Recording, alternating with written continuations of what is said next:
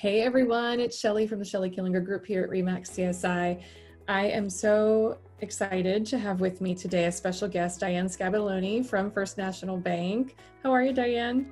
I'm great, Shelly. Thanks for having me. Yay, excited to be with you. Yes, thanks for taking time out of your crazy day. I mean, we are in really unprecedented times. I mean, I say that so often, but then there's always more news that's like, nope, we've never been here before. You know what I mean? So you guys happy and well? You're doing okay?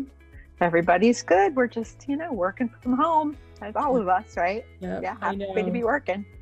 I know. Well, we were talking earlier, like hopefully the dog, because we both have dogs, we both have kids. So if anyone sees anyone in the background, just ignore it and pretend like it never happened, right? Yeah, because that's what we'll do. I know, right? Oh my gosh. Well, you have so much mortgage experience, and I just really wanted to bring you to all of, the people out there, consumers, people in the South Hills that are thinking about buying or selling, because now more than ever, I think that it's really up to us to share information with people out there so that they can make educated and informed real estate decisions, So I'm kind of excited to dive into some of the changes we've been seeing in the mortgage industry recently. Yeah, definitely. No, that's great. No, yeah. I think this is very good. Yeah. So I think we should probably start by time stamping.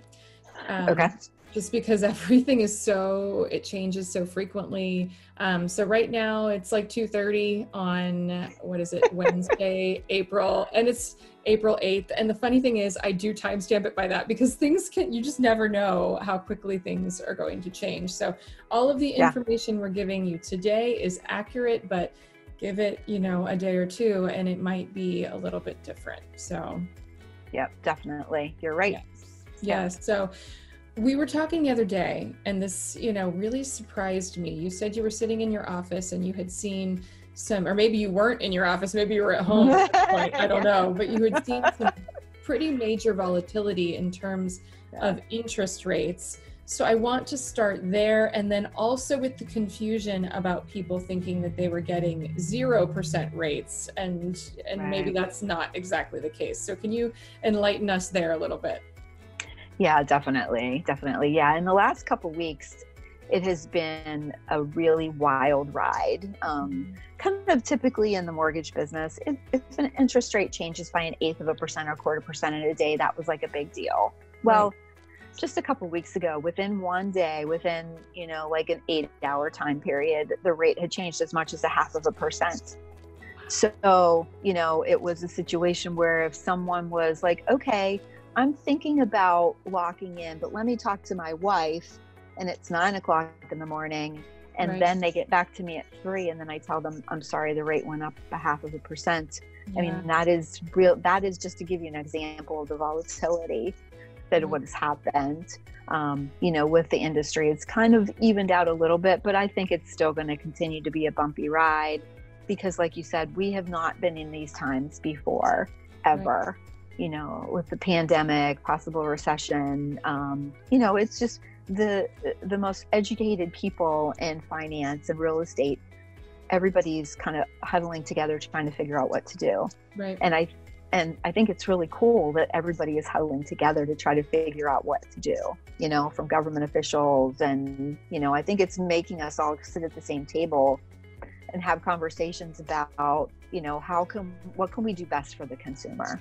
I love that. So, I totally agree. And I've seen so much the same, and this is slightly off topic, but just even in the transactions that we had under contract that we needed to close in the midst of this, it has been such a labor of love, first of all, from everybody giving of, still sitting at closing tables with people, even though it's, probably not the safest thing to do. That was prior to all of the shutdown and everything.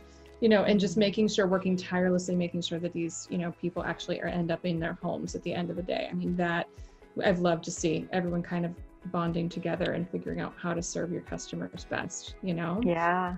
So I guess really the takeaway is that volatility will probably continue, and that maybe the interest rates that you're seeing advertised are not always going to be the interest rate that you get. And stay in touch with your mortgage lender just to see where do we stand. That pre-approval that I had a month ago may not still be valid. Absolutely. Right. Yeah. And the good faith estimate that someone gave you, sometimes even what you get in the morning will be a different estimate during the afternoon. So this is where, like you said, having a good relationship and, trusting good conversations is critical. And for sure. Yes. And tell us a little bit about, we were just talking about how some people were confused about having a 0% interest rate, and that's not actually the case. Yeah, that Sunday evening announcement that the Fed dropped the rates down to 0% created a lot of emails and text messages to me, like, I want to lock in now. And just so people know, the Fed fund rate is the rate that banks lend to each other, so they can increase their liquidity to, someone that needs to come in and take out $5,000. Banks don't have a ton of cash in the vault. So that way they can lend to get back and forth to each other, so they can, provide money for people whenever it's needed. So that was the reason. It has nothing to do with mortgages. Right. Yeah. It's not the rate that they're getting on their loan. I totally get that. And I wish we could bring better news to them, but no, that 0% rate does not apply to them. But that's really interesting, though, to know that, just stay in touch with your mortgage lender, because things could change sometimes seemingly by the minute. You know what I mean? Right. So this kind of brings me into another topic we had talked about, which was jumbo loans, and I had heard a rumor, and now this was from someone out of state, so I don't know if that makes a difference, but that jumbo loans were kind of stopping, that a lot of lenders weren't offering them. Is that the case? And can you tell us, for anyone watching who doesn't know what a jumbo loan is, first of all, what is that? And then second of all, is that the case that they are no longer doing them? Oh, yeah, no, that's a really good question. A jumbo loan is a loan size that is over $510,400 to be exact. So if someone is borrowing, over $500,000, that is considered a jumbo loan. They have a little bit different underwriting criteria and different pricing. And there are some companies that have, put the pause. Now at First National, we are still doing them. But just because of being in such unprecedented times, lending out that amount of money in a time when we're not sure about where unemployment's going to land. We keep seeing announcements. We're not sure about businesses being opened. So to lend someone that type of significant money without really knowing the state of the world has caused people to be cautious and to pause. I believe that is going to come back. Like I said, we're doing it at First National, and, I know there's other banks that are doing it too, but maybe some of the smaller companies are saying, hey, I might not want to lend out this kind of a big chunk, or maybe I'm going to charge a really higher interest rate because it's a risk to me. Wow. So, yeah. Yeah. So it's not that they don't exist anymore. It's just you need to contact your lender, figure out, are they still getting them? And if not, seek out someone who does. You know what I mean? Absolutely. Yeah, for sure. Yeah. Well, that's good to know that they're not gone entirely. So we have heard a lot, and a lot of people are getting really excited about this, about how, FHA is putting people in forbearance if they're having difficulty making their payments. Can you talk to us a little bit about that? What do you know about that? Do we know any of the ramifications of that kind of thing? Yeah. And this is all in the news now. So I'm glad we timestamped this, because, it could change at the 6 o'clock news.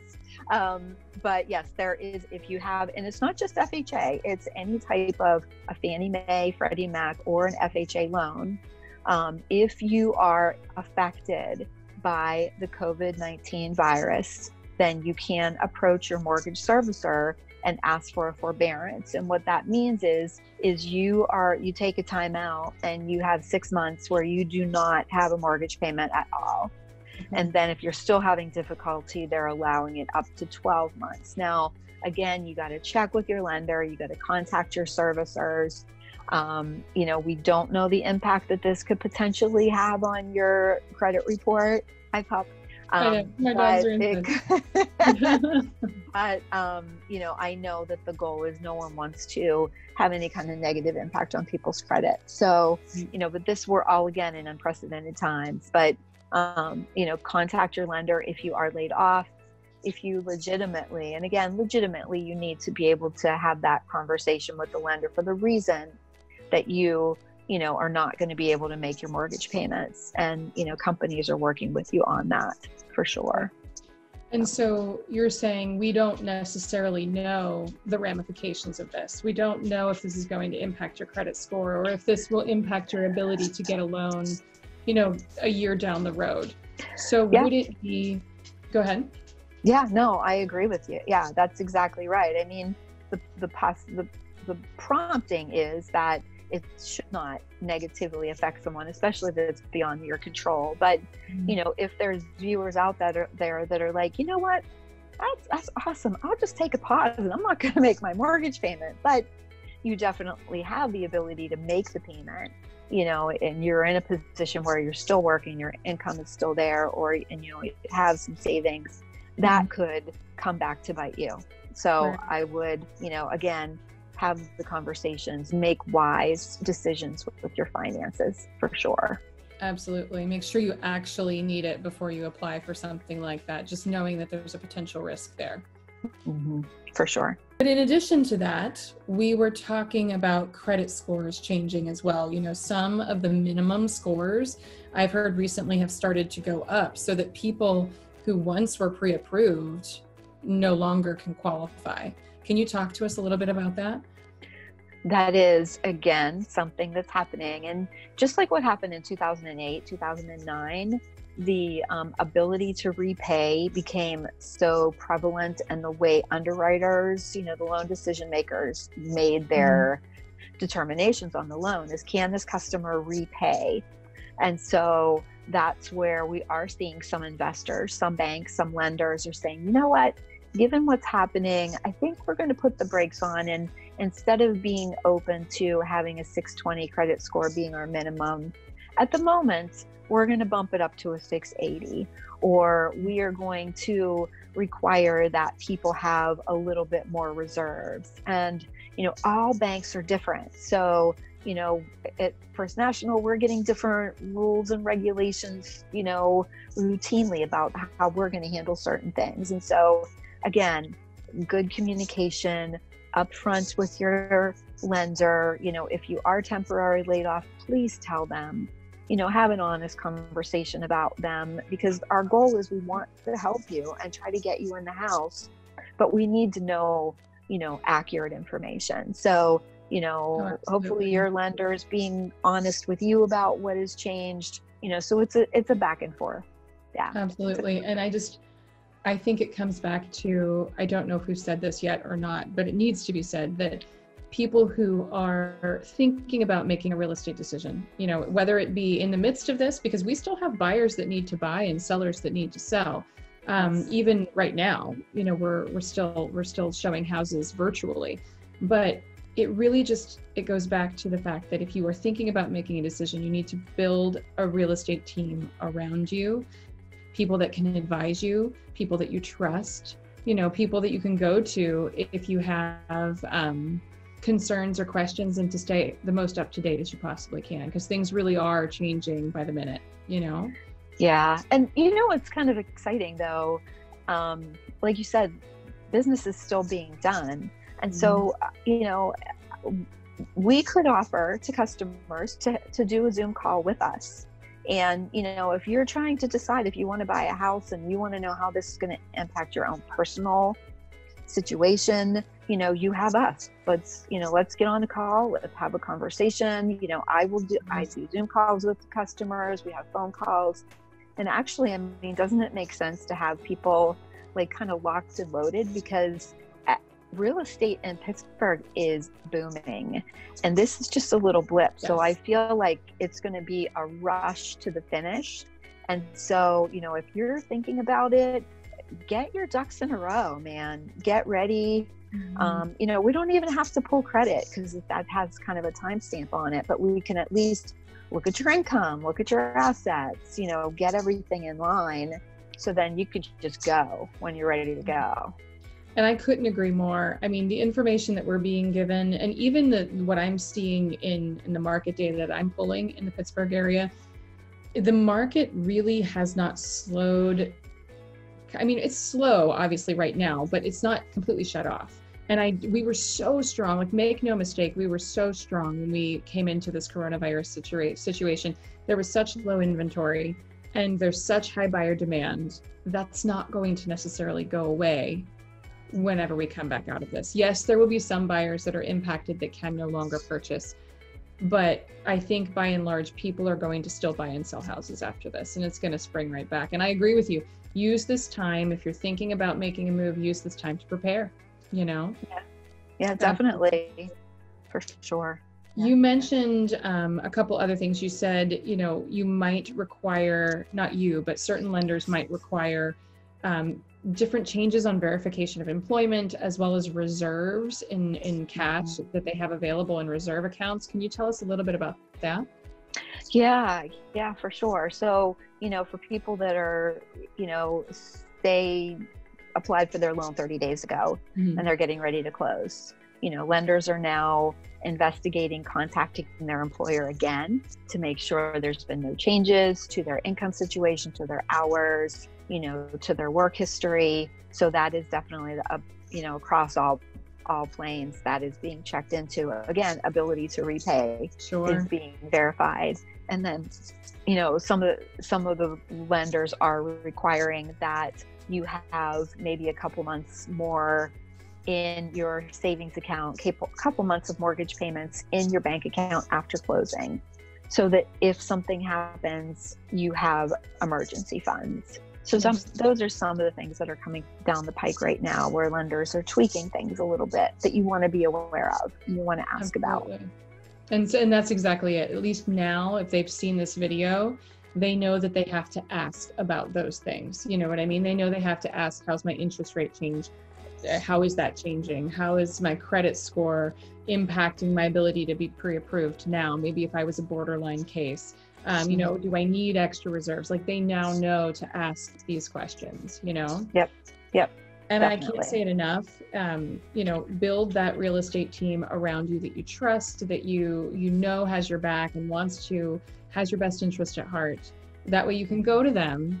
And I do also want to add, I think it's really important that people know that all of these things are very dependent on their situation, you know, and it goes back to you saying, if they ever wanted to have a Zoom call or a phone conversation, a virtual coffee, you know, something where they can sit down and actually say, okay, this is my situation. If I were to make a move after this all blows over and the smoke clears and the dust settles, you know, what would I be looking at? And we could start to kind of use this time to prepare, because perhaps there are things that they need to clean up, you know, on their credit report, or, you know, some debt that they could get rid of or consolidate. You know, perhaps this would be a good time for them to work on those types of things, housekeeping items, so to speak.